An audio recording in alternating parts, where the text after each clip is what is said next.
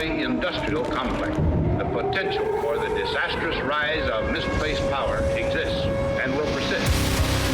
Whether we believe in our capacity for self-government or whether we abandon the American Revolution and confess that a little intellectual elite can plan our lives for us better than we can plan them ourselves. That the only thing we have to fear is fear itself. Fear itself. Fear itself. Fear itself. Where they will not be judged by the color of their skin, but by the content of their character. We shall fight with growing confidence and growing strength in the air. We shall never surrender. My Prepper brothers and sisters, you've arrived at the bunker. Grab a cup of joe, a stout tea, or maybe your favorite adult beverage. This is the Prepper's place for open discussion on whatever the hell we want. Brought to you whatever the hell way we want. This is the new format of Top's Bunker. So sit down, kick back, post up, relax, and welcome to the bunker. Mr. Gorbachev, tear down this wall. Military industrial complex. And we as a people will get to the promised land. We will make America strong again, proud again, safe again. We will make America great again.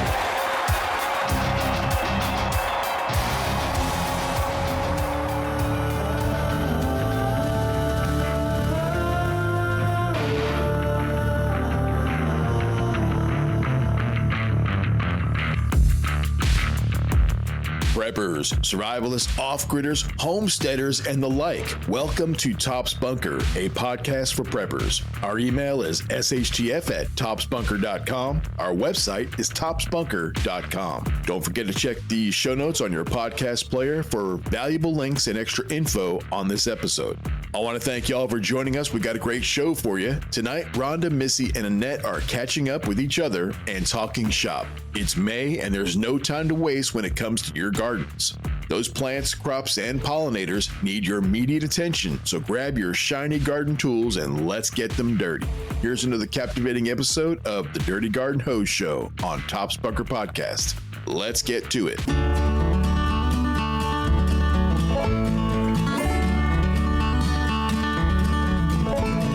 I know, right? It's been a little hectic Yes. and depressing with all the bad weather. Oh, what have you had? I shouldn't have said it that way. It's just been rainy here, a lot of rain, a few thunderstorms, but the storms that just keep going across the whole country, that's depressing to have to see that constantly. A lot of people that I work with are in some of those areas. Oh, okay. Have you had to deal with any of that? No, we've had rainstorm come up suddenly, but nothing serious yet. Yeah, and I think in my area, I've had a couple of thunderstorms rip through with some hail. But at the same time frame, I'm not really upset because I've been busy as well, moving seedlings and stuff to into pots and putting them out. And I appreciate the rain, so I don't have to get out there and water every day. That's a good point. We haven't moved anything outside yet. We have some things sitting outside in pots getting, I guess, hardened to put in the ground. And I did fill up a bunch of buckets with dirt. And today I went and picked out all the little plants I'm going to put in those buckets. So I hope to have that done soon. I'll send some pictures. I would love to see that. Same. I've seen your stuff on Facebook, both of you, and it looks amazing. I think I need an intervention. I don't think mine's doing as good as they did last year, but I'm really impressed that I've been able to do a lot of things like cilantro and dill and those type things from seed. They've done extremely well. Had a couple salads I've already been able to take from the garden. Oh, wow. And I had family in the last couple of weeks, and it was really nice to be able to take cilantro and dill and arugula and lettuce and stuff from the garden for that to be used in meals. That's amazing. And I think it's awesome when the kids get to see you eat your harvest, Mm-hmm. eat your hard work. That's been fun because I've had the grandbabies over here a lot, and that's a big thing every day is going out and checking the plants and being able to pick strawberries and then rinsing them off and eating them automatically, and wanting to help to put some plants, plant plants And that's always fun. And of course, they like to help water the garden because that means that they get watered too. I saw you had some buckets too, Annette. Yes, I've gotten a little carried away. I got lettuce, squash, strawberries. Missy inspired me to do the okra. Green beans, I've started green beans in the strawberry containers. Missy inspired me on that one too. But lots of stuff in buckets as we're preparing our raised garden bed. I've got to lay down 2 more rolls of the above ground cover. And then my husband's going to work on making the boxes for us to do above ground raised bed gardening. Do you know how deep he's going to make it? I told him I wanted it to where I didn't have to bend a lot. So probably 4 feet tall, perhaps. Oh, okay. And then what I do, I do the cardboard and then the sticks and the leaves layer method. And then that compost naturally, then you don't have to use a whole lot of soil on top of it. I did that some last time in our corrugated metal raised beds. We put sticks in the bottom, like you said. Mm-hmm. And that way we didn't use as much dirt, but I think I did too much because it ended up to where some of the root vegetables like radishes and carrots, I don't think they had enough soil to grow properly. It wasn't deep enough. Well, I think it needed about at least a foot of dirt, and I think ours was just too shallow. But we also didn't have a lot of dirt to work with last year.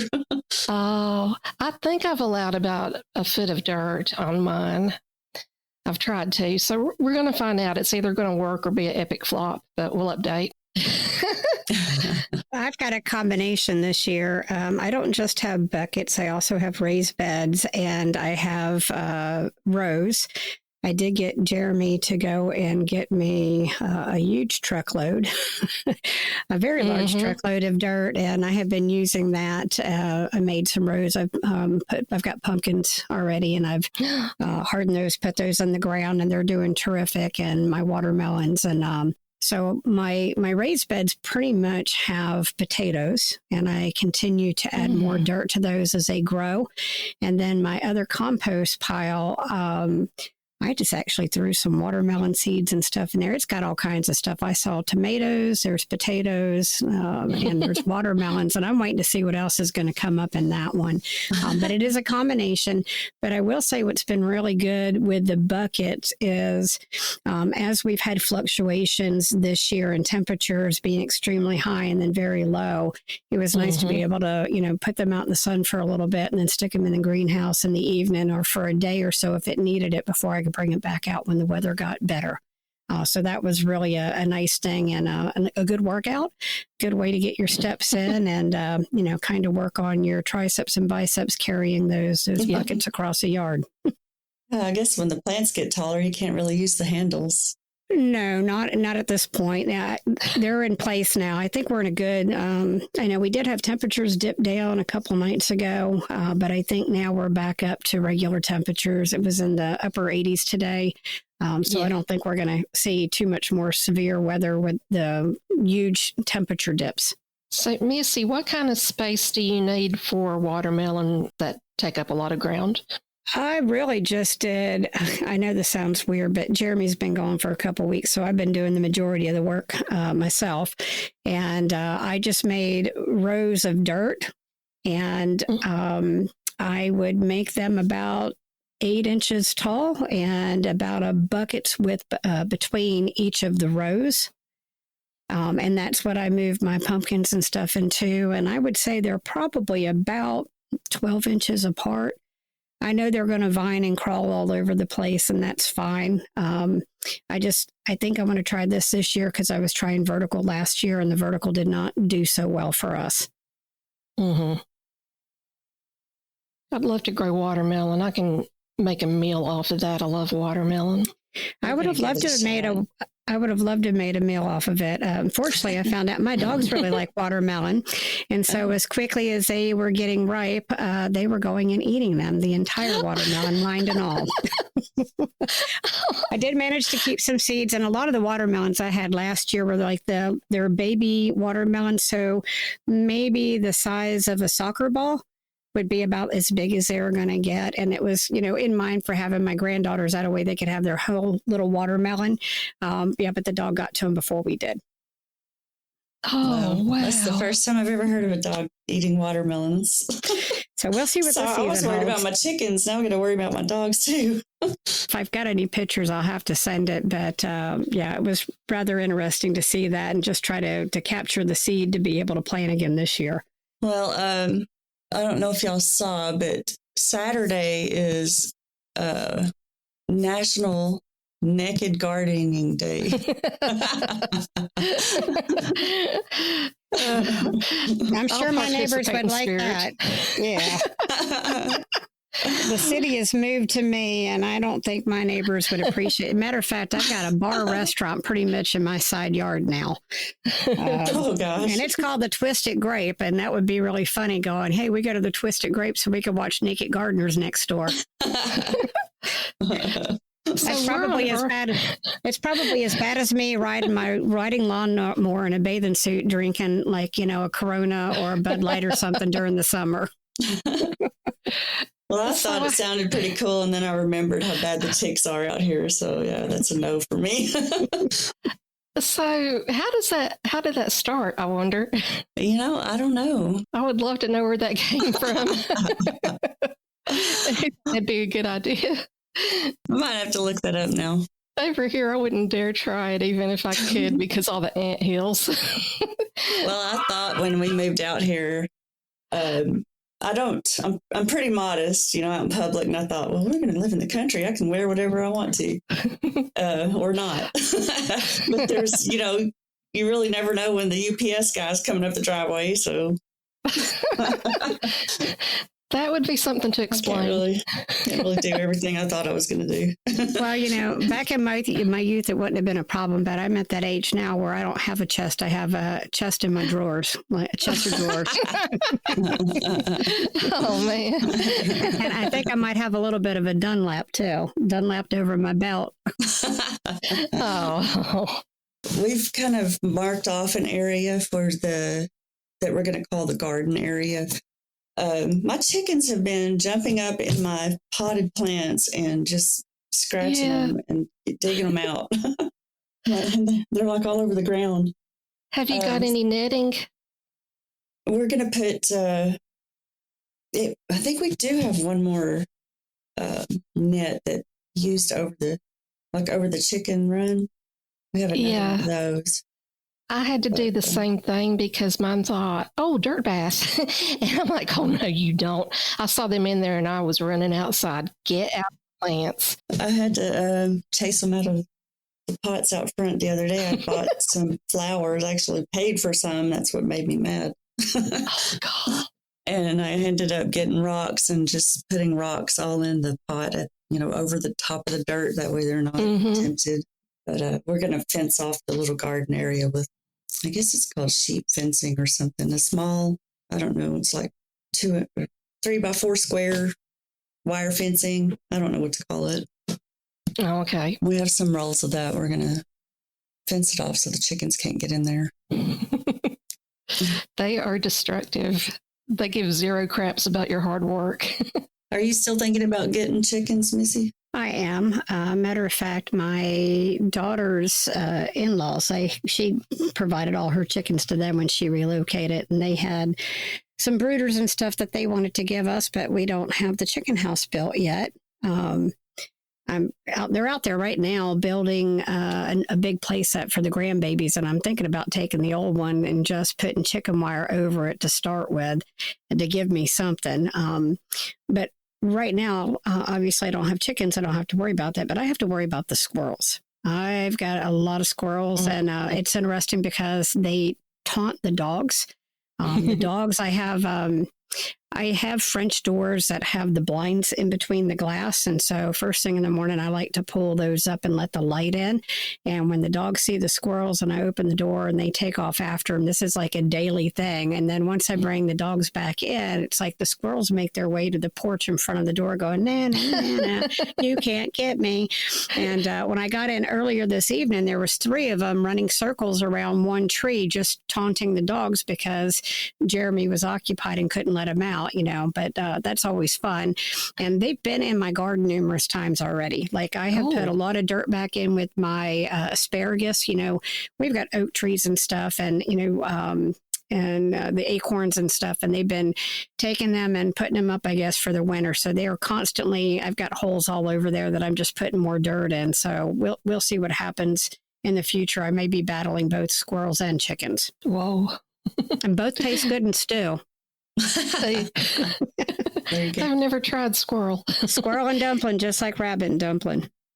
I've had squirrel once, and it did actually kind of taste like chicken.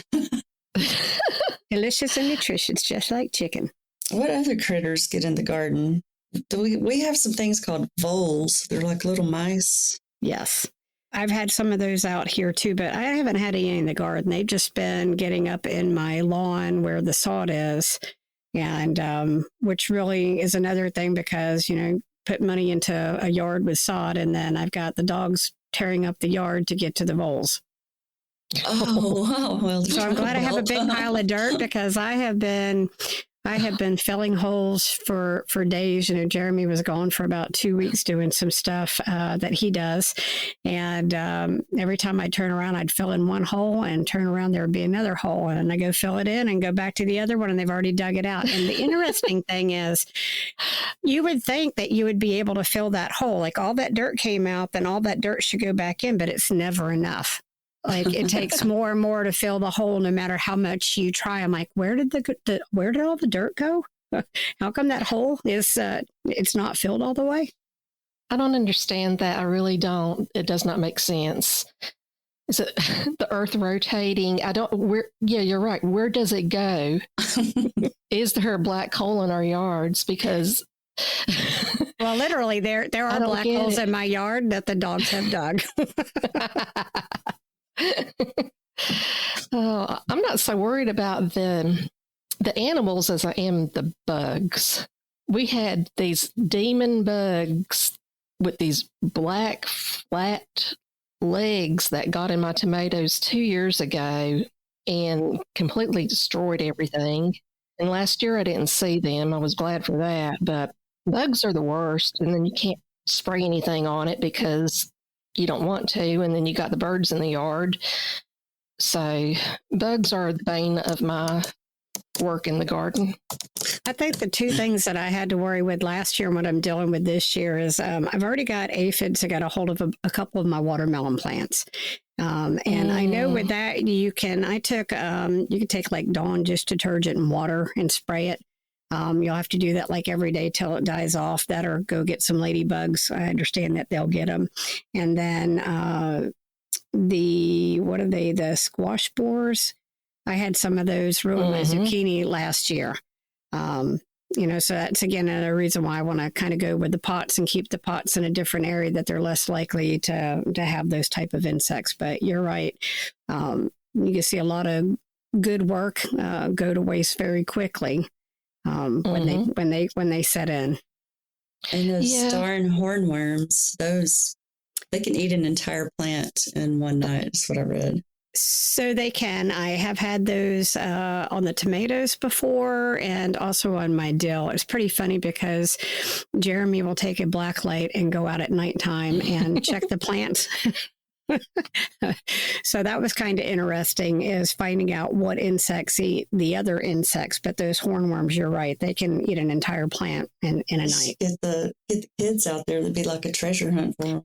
Oh, I love it. Well, and you have to see when they I think there's a type of wasp that will basically sting them and then lay their eggs in them.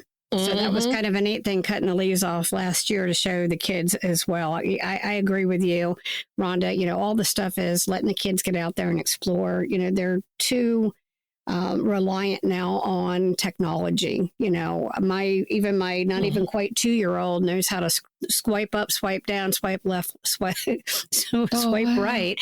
And, even earlier when I got home, she was wanting to get on my phone because I have a lot of animated songs that she's learning. And I'm like, no, we're not doing that. We're outside. I've got the little pool set up. You guys have got the dirt pile.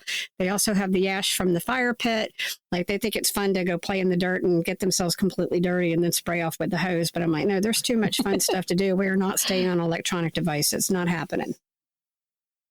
Not at this time of the year. It's beautiful out. Now, and it's interesting because with my grandchildren, they're, very different personalities. And I know we've talked before about our redneck granddaughter, that she's been out since she's been in this world. My daughter's taken her out fishing, saltwater, freshwater. She's been dove, duck, deer, squirrel, rabbit, turkey hunting. And then my other granddaughter, so that one has no issue getting dirty. She will get in the, matter of fact, she was playing with worms yesterday. I'm like, put the worms back. Remember where you put them. We're going to need those when we go fishing. Remember where that rich dirt is to get those worms in the future. And then her other cousin that they're a couple months apart won't have anything to do it. She has to have shoes on to get to the pool, and then she don't want anything dirty. So if something is dirty, you have to rinse it off. But she did. Her dad did take her on her 6th birthday. Jeremy may have talked about this earlier. It was the first day of youth season for turkey, and he let her stay out of school, got her all kitted up, and took her out, and she got her first turkey. So that's super exciting. I got a picture of that hanging on the wall already. So Vela's got one, and Sophia's gotten one this year. So who processes them? The men do. They're going to take and they fillet it up. That's already been put up. That's one of the big things. The girls, they didn't have time to teach that, but as we get more into other seasons, that is something that they need to be out there to experience as well. And the other thing that's interesting, and it's based on each person's beliefs, your faith, or whatever. But I know for my son, when his daughter got her first kill, he taught her to pray and be thankful for the provision. And you don't just kill to kill. This is going to provide for us nourishment for our body, and thanking the Lord for the ability to be able to have that harvest. So I thought that was really neat that she's out there spending quality time with her dad, and her dad's trying to teach her properly, about how to take care of the land and being grateful for the provision that we have. Exactly. I've heard some podcasts where they were talking about hunting and laughing because of the way they may have missed the first time and wounded the animal. And that just was very off-putting and insensitive. I agree that it is a life that's taken and it's providing food, and that needs to be respected. Yeah, I agree. I'll have to send you ladies some pictures behind the scenes, but to me it was, the last couple of weeks have been pretty exciting to see my granddaughters learning new things, the time that they're getting with their dads, and some of them their dads and moms. Because like I said, my daughter loves to hunt as well. And I can remember during dove season that, her having both of the girls out there and her being extremely pregnant. Right now she's got a 1-month-old, but taking the other girls out there. So even if they're out playing in the mud, they're still out there for the hunt. They're part of the entire experience. That's good. That's good to learn those skill sets, because so many people don't even know how to do their own laundry now. That's true. I mean, it's really kind of worrying to see people who are in their 20s, or they go off to the university and they don't know how to do their own laundry. You're setting them up for failure. They're all going to have robots. Oh, Lord, don't get me started. So I used to work in an industry that you're going to have the same group of people every year. You're going to be hiring those high school juniors and seniors, and those freshmen and sophomore in college. And I had another young lady that was working with me, and she was very frustrated because, here she has a family. She's got 5 children, and she just is really frustrated with some of the employees. And I had to pull her aside, and I'm like, you need to understand this industry. We are teaching life skills. You would think that many of these young people would learn this at home, but it's not the case. You know, so it's, I said, every once in a while, you'll get a good business student that comes in and wants to learn the business from the ground up. And then their eyes are wide open and their ears are wide open to learn, you know, the operational side as well. They know that you have to do, you know, the legwork, but there's also the bigger picture. But I said, if once you understand that, it will not be frustrating anymore. You're going to teach them how to sweep, how to mop, how to do laundry, basic cleanliness, how to maintain equipment when you're not in a busy season, basic customer service skills. And then, you know, when cell phones were first becoming really big, when my employees came in, I would have to take them away. I'm like, you're not here to be on your phone. You're here to interact with the customers. And if it's really important, somebody can call the landline. And also, you know, if they're behind the counter working, we would come in, we would remove the stools, because then the minute they came in and sat down behind the counter on that stool, they went into a lazy mindset. So they come in, where are the stools? I'm not paying you to sit. I'm paying you to work. Yeah. You know, Solve that problem. Yeah, solve that problem. But you also knew that based on that age, during the summer season and when concerts were coming in, you're going to wind up pulling all the shifts, because they're all going to want to go to the concert together. And if you put somebody on the schedule and they don't want to be on the schedule, well, then you're going to be hiring somebody else. Lots of lessons learned, but, you know, you're right. Technology is changing, and there are so many young people. Even with the military, they talked about having trouble being able to recruit folks because they spend so much time inside, and, you know, they're dealing with their video games and all that they're not getting the right amount of sunlight. So they don't have the bone strength. And so they were finding that the ones that actually could make it through the medical screening, once they got into their basic training, were getting stress fractures very easily. And it's just because they lack the vitamin D, because they're never outside, or they're outside very limited. I can believe that. That's concerning on so many levels. Yeah, I just think when I was coming up, and this is probably telling my age, you know, as long as the sun was out, we were outside, and, you know, you knew to come home when the street lights, if you had a street light, was coming in or got really dark, you know, and most of us, and I've been in different countries too, that I didn't even need to go home. I could pull bananas and guavas and cherries and stuff off trees, and like, you just eat what you want through the day and come back home at night. But most of these young people now, they really don't want to be outdoors. Let's talk about our husbands for a minute. Okay. Are you sure you want to do that? He made the mistake of saying something about me on one episode. Now I lick everything that I bring to him when he asks me to bring something to him on the couch. He said I licked one of his cookies, so now I lick his coffee cup, I lick his fork, whatever I'm bringing over there. A little passive aggressive, huh? We call it, that's hauling on food. You know, I hauled on your food. That meant I breathed on it, or I licked it, or. I didn't even think to do that, y'all. I would, especially if it was like the last piece of dessert and I really wanted it. I'd stick my finger in it. I'd lick it. I'd make sure I grossed him out till he didn't want to eat it. Yeah. Lay your claim on it. Diabolical. I put my DNA all over that. There you go. Oh, dear God. I was just wondering if y'all work side by side on the same things, or do you have like part of the garden that's yours and part of the garden that your husband takes care of? Or how do you go about sharing the garden? For me, it's basically I come up with what I want, and then Marty builds it. He's excellent at building things, and that's his skill set. That's one of his skill sets. And so I'll say, I want a raised bed garden, and I saw a photo online, and I said, hey, I like this style. What do you think? And he said, I can do it. So he's been collecting pallets for me. I've been doing the ground cover, but he's primarily with anything gardening. He will build any fences or like the raised bed gardening, like I said, but he's the carpenter. And I'll say, drill some holes in this. Could you drill some holes in this tub for me? I need to move this plant over. He'll do that. But as far as like messing with the plants, I'm the only one who does that. For me, it is a combination. Jeremy was the one that first wanted to start messing with gardening. And I kind of encouraged that. And he did a greenhouse one year, and that one of those PVC pipe ones, plastic, and it didn't seem that he had a good yield. And so the next year I kind of got involved with him, talked with him based on what I knew.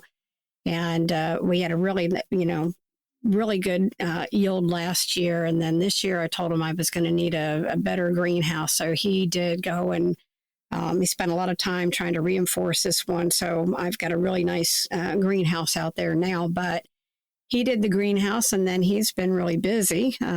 He's had a family situation where he had to travel, and then he does stuff working with the military, with special forces training. So, he's been gone for a couple of weeks. So everything else this year is pretty much fallen on me. Now I'm getting ready to rotate out. And so right before I jumped on and we were trading places, I'm like, hey, I've already watered this. This is what needs to happen. And then I'll give him some instruction on the rest while I've gone. But, just about all the seedlings and stuff, I've done all that and, just share with him where we're at and how that's going. But I think one of the main things that was super exciting for both of us this year is I took seeds from an apple.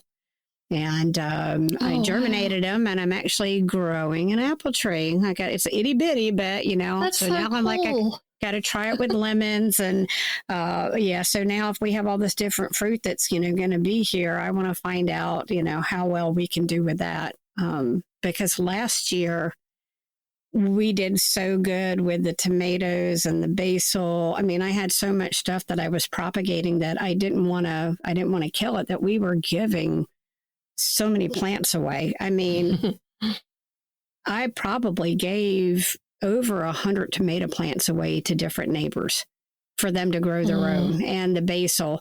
But last year, I didn't grow my basil and cilantro and all that from seed. I bought the plants from the grocery store that they have in the produce section, and then I planted them. And then I would separate them and, continue to grow more that way. But this year I did it from seed, and it's interesting to watch. But it is the basil and all that's doing really good. So all that to say, our roles change based off what we need at the house. But Jeremy is the one that does have those building skills. If I needed something built and he wasn't here, I'd phone a friend.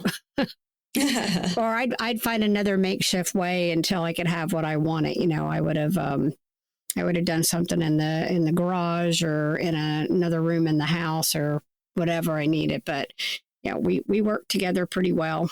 Well, I don't have building skills, but I do it anyway because we're like opposites. He wants everything perfect and nice, tidy rows, square with each other, perpendicular. And I already told him I'm going to make my own chaos garden. And I don't know if you've seen those on the internet, but I have an area in the yard that I'm just going to go plant stuff in the dirt, and it's going to be all over the place and be a mess. I'm just going to see how it grows. I want to see how that I works. don't want to. I'm not good with trying to make things perfect. I actually did make a potato box out of pallets that I think came out cool. good. I'd like to see that. Yeah, me too. I'll have to put So I do have one portion that is a chaos garden. So what I mentioned earlier, I had a little bit of buckets. I've got the raised bed, and then I have rows. But I also have a big raised bed that was our compost pile. So I threw a lot of my dirt from my pots last year in there, all of my coffee grounds, my vegetable and fruit peels, all that goes in there, and threw some dirt, and it's got leaves and all that in it. And then I also threw seed in there. I planted 3 watermelon plants. My cousin was been staying here from Pennsylvania. She's really learned a lot this year by helping me with the seedlings. And then we had some watermelons that the aphids got. So I'm like, hey, these plants here aren't going to be any good. They've about, eaten this up. We need to plant some more. We'll come to find out she probably planted 40 seeds in there. So I've got watermelon everywhere. There's a potato and tomatoes and the watermelon and anything else that's might show up later. I have to look and see what a chaos garden is. It sounds like my kind of thing. Just throw the seed wild to see what comes up. Whatever takes. That's fun. One of the other things I did this year too is last year, we had bought some marigolds. And I was able to, as they grew, I separated the plant, made more plants. And then I started keeping all of the flowers, which obviously are their seed. And I had baggies, like gallon baggies of seed. And so I put some out already. And I probably have got maybe 25 or 30 marigold plants already from seed. Wow. Yeah. So I thought that was kind of neat. And I'm like, I'm not going to have to ever buy marigolds. And then sometimes when you get flowers from the store, you can also propagate those. I had somebody give me some flowers when I had my last shoulder surgery, and I left them in the water and they rooted. And so I planted them outside. Yeah. So now I'll just continue to keep the seed and separate them. I didn't do it by color, but I didn't care. The main thing is I want pollinators, and I want them to be able to ward off different insects. That's what I've been using some of them for. I put some in, mixed them in with some of the bucket plants, because I heard that would help with some of the pest control. Yep. Basil, your mint, marigolds, a lot of those. Mint is pretty much, they say that wards off everything, but you have to contain mint or it'll take over everything. And I will tell you that recently I had a work thing, and the location we went to, they specialized in different type of mojitos. And I'm like, I got a lot of mint. Let me find out about these different mojitos and how they make them. So that way I can entertain with all this mint. Otherwise, I could just throw it in with the, cucumber water or whatever, and dry some of it up and crush it up for tea. Especially when we go into the cooler temperatures. I love a cup of hot tea in the evening. I love mint. Me too. I have some mint growing, and I have something called lemon balm. Yeah, that's good for bees, right? I've not been able to grow that. I have tried 3 times this year, and not a bit of it has come up. So I'm kind of jealous of you. One thing that we did that I saw on Facebook, of course, because that's where I learn everything, is we went and bought a big giant, I think it was 40 pounds of sunflower seeds. And they were called black something. Are they the black mammoth, or? It's bird seed, but we went and spread that all over the field. So hopefully after this couple of weeks of rain, we'll see those popping up. I did plant a bunch of sunflowers. I've got them in pots in the front of my house. The only thing that's frustrating for me is I've got some of them right now. They haven't had the flowers yet. They're still producing the leaves and growing tall. And I would say they're probably about 2.5 foot tall right now. Oh, wow. I got one of my dogs that every time I let him out, I had him lining my steps in pots, and now I've had to move him against the house because every time the dog would come out, he would do a drive-by and bite the leaves off. But I really wanted to have them again because it's kind of like it attracts the birds and stuff, and I want to be able to throw the seed wild and have sunflowers everywhere. I would love that. So these are black oil sunflower wild bird seed, and it was $15 for a giant bag. I'm writing all this down, That's a good way to go, though, because if you think about a lot of the seeds that we're purchasing, sometimes you're only getting maybe 15. It depends on the type of seed, maybe 15 or a little bit more, and you're spending at least $4 on that. So that was my whole thought of like, hey, I'm going to keep my own seeds, and, I'm putting them in baggies. I think I've already shared some different things that we have. I've talked about the binder that we have that you can do your seeds and the little baggies that you can put them in. And then Jeremy found, because he's got this thing about, guns and ammo, he found a little box that looks like it's an ammo box, and it is a storage for seeds. Oh. So you could do the little envelopes, or you can do, they make the small little packets, the little Ziploc baggies and stuff like that. But I'm trying to do all my own seeds. You look at when you're starting a garden, if you have nothing and you're having to go purchase those, you can spend a lot of money your first couple of years. But if people realize if you'll just take a couple of minutes and save some seed, you can have your own, and even from some of the stuff you even get out of the grocery store, if it's non-GMO. We went to the farmer's market last year, and there were Mennonites there. Mm-hmm. Mm-hmm. And, they had the best produce. So I saved a lot of pepper seeds, different kinds of peppers, but I actually got one of the tomatoes and cut it open, and I got all the seeds out of the jelly, out of the tomato, and they're growing. I can't believe it. I have tons of little pepper plants. How do you do the tomatoes? Do you have to dry them out, or how does that work? Take that, that membrane that has the seeds in it and put it on a paper towel and just let it kind of dry. I kind of folded the paper towel over and squeezed the juice out, and then let it dry. In the freezer? No. Okay. I don't know if I should have. Maybe I should have, but I didn't. Some things you do and then others don't. I didn't know. I've never done tomato seeds, though.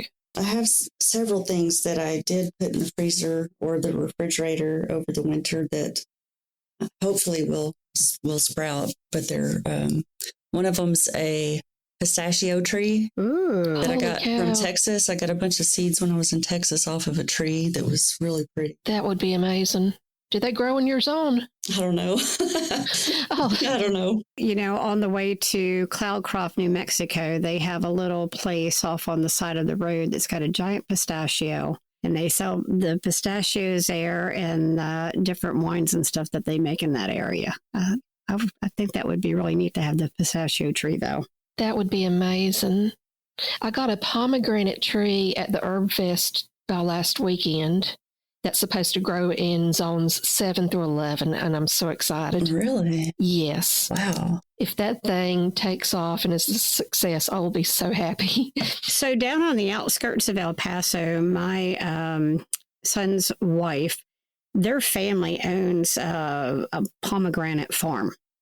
Oh, I would be in heaven. So imagine that, fresh pomegranates and being able to do the juice and all the different things from that. Yeah, I thought that was really neat because when I would go visit and it was harvest time, they would always have a lot of pomegranates at their house. That is like the best thing ever besides watermelon. Never even thought about growing those. I didn't even know it was available. I had thought about it, and I was looking at the zones, and it said that there were some varieties that did grow. I'm in zone 8A. And so this one, when I went, said it covered all those zones. It was the last one there. I grabbed that thing so fast. But I will definitely keep you posted on how it does. You mentioned propagating stuff from the store. I was going to tell you, I'm not going to name this person that I know, but she goes prop lifting sometimes. Like at Callaway's or somewhere like that. Walk through and take a pinch here and take a pinch there. Yeah, well, she says she picks them up off the floor, but I don't know. What does she do with them? Propagates them. Put them back, put them in water and get them rooted. She calls it prop lifting. I have never heard of that. That's pretty funny because, already I've been starting to get the suckers and stuff on my tomatoes. And after they get to a certain length, I pinch them off. I put them in water. I reroot them. And that's how I had so many tomato plants last year. Same thing with the basil and my mint. I will clip those off. I'll take the leaves that I want and then take those stems and stick them back in water, let them root, replant those. I mean, it's just a continual cycle. The same thing with my rosemary. I'll clip some of that to use for fresh, but, I'll take what I want from the bottom and stick it back in the water and root it and repot it. So that's, I think, was kind of a neat thing last season, was being able to share so much with so many of the neighbors in the community. Like, hey, I've already grown this for you. All you have to do is put it in a pot. Mm-hmm. And it empowers neighbors. And a lot of those are going to come back on a regular, like the rosemary, that's a hardy plant. It's kind of difficult to kill that. Mint grows year round. So some of the stuff, it makes it kind of easy. I got rosemary too at the Herb Fest. I've never grown it. I don't know anything about it. I've heard all the benefits for it. So God willing, that's going to work too. I have one last question. I know we've been on here for a while, but I wanted to ask, because this is the bad weather season, what do you do if your plants are, thriving and a hailstorm is about to hit? I guess the answer is it depends. It depends on how big the plants are. It depends on what they're potted in. If they're in a pot, it depends on the resources that you have and how you can quickly try to create some type of a cover from having mass destruction. Yeah, putting tarp over it maybe, but usually the storms, it depends how quickly they come in. A lot of times over here they'll come just zippy quick and you don't really have time to do anything. I guess best case scenario, cover with tarp and pray.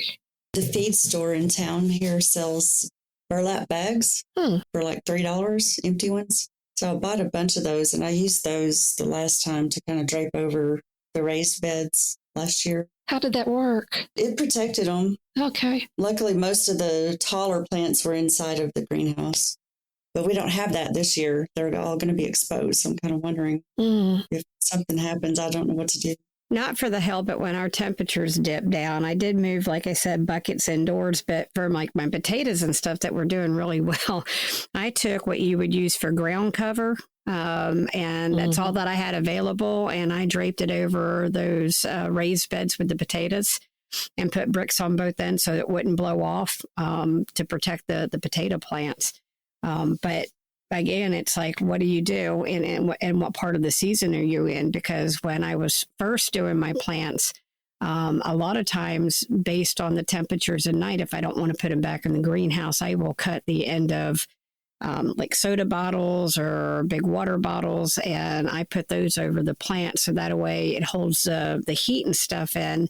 But also, if we had, a storm come through, it would protect it. So, man, that doesn't, that's just taking recycled materials that we have. And I have a big container that I keep them in and use them for a period of time. And even if you're cutting the top off the bottle, if it's a soda container or water bottle or whatever, you can also use that later to water your plants so that you're not putting stuff directly on the roots. You can put that back down in the soil and, fill the lid up with water. That's a good idea. So I've seen a lot of neat things with that and just teaching the grandbabies on how to use a lot of those. And then the other thing is using those for planters is, I guess, the same concept of using a solo cup, but you're taking those bottles that you're already using, putting holes in them and using those to kind of do the seedlings in it as well. Yeah, we've been doing that too.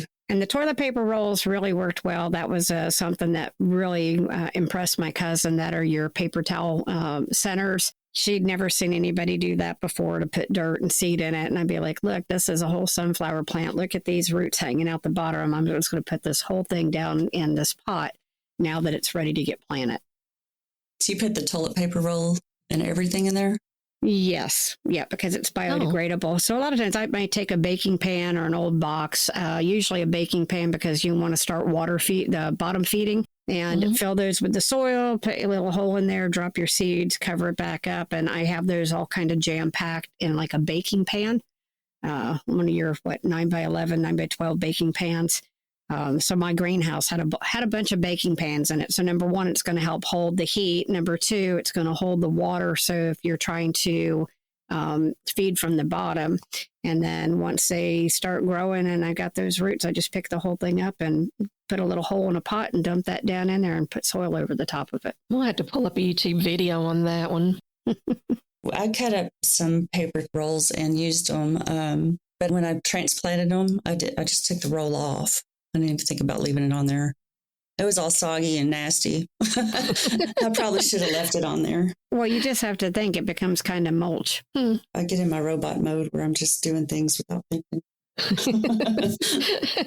Well, I'm glad both of y'all were able to just meet on short notice. It's been a long time, and it's all my fault. But well, we all have life, and there's a lot of things that pull and tug us in different directions. I just think it's really great that we can go long periods of time or short periods of time, but it's really nice just to reconnect. We live so much life, and we multitask, and our brains are going in different directions. And so it's kind of neat to come back and find out what we've been working on collectively. That's true. My Prepper brothers and sisters, living the self-sustaining lifestyle of preparedness is achieved only with the right mindset. Sure, survival gear and gadgets are fun to have and mess with, and on some level, a necessity. From fire starting to bushcrafting, bartering to networking, building communities of like-minded folks that help each other out when times get tough. There's a lot to think about when you're a prepper survivalist, but Growing your own food, feeding your people, and sharing the harvest. That's next level prepping. Keep those garden hose dirty. Stay prepped, stay happy. Thanks for listening, and good night.